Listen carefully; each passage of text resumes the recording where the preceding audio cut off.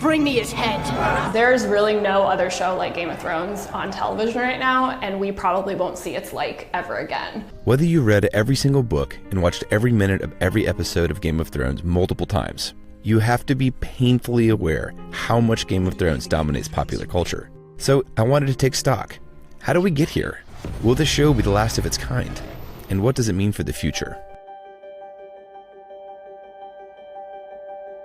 To help us answer these questions, I called up Kim Renfro, an entertainment correspondent for Insider and one of the preeminent Game of Thrones experts in the world. So where did we start, and where are we now? The very first ever episode of Game of Thrones, which premiered on April 17th, 2011, pulled in 2.2 million viewers. This past Sunday, they broke their all-time record and had 18+ million viewers tuning in on Sunday night. Game of Thrones achieved something I never thought I'd experience again in my life. Must-watch appointment viewing television. If you don't watch it live on Sunday night, you're kind of screwed by Monday morning. I like to call it the Super Bowl of television.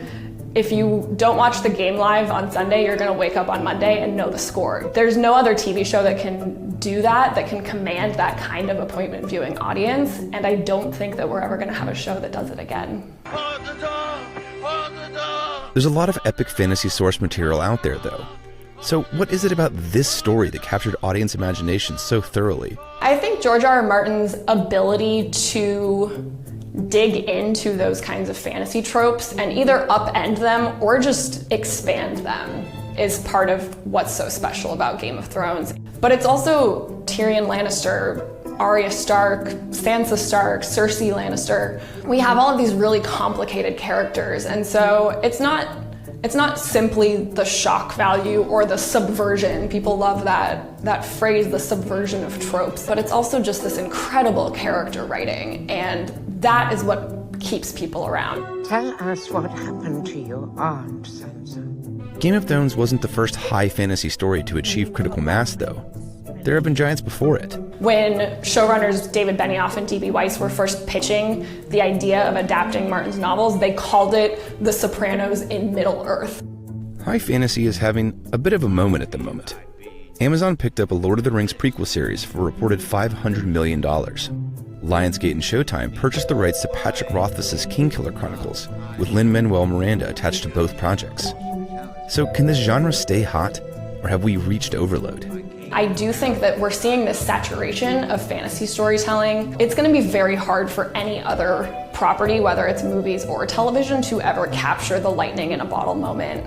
Everything is now going to be compared against Game of Thrones, and that is inherently going to hurt its ability to completely upend the conversation.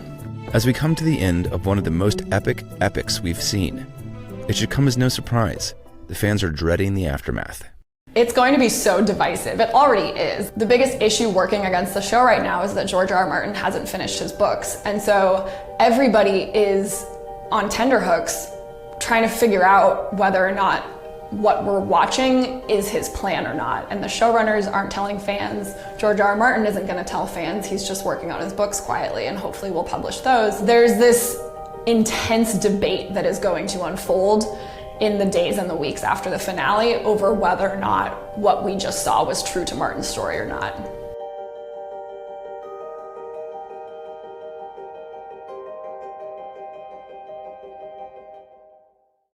Hey, NBC News viewers, thanks for checking out our YouTube channel. Subscribe by clicking on that button down here, and click on any of the videos over here to watch the latest interviews, show highlights, and digital exclusives. Thanks for watching.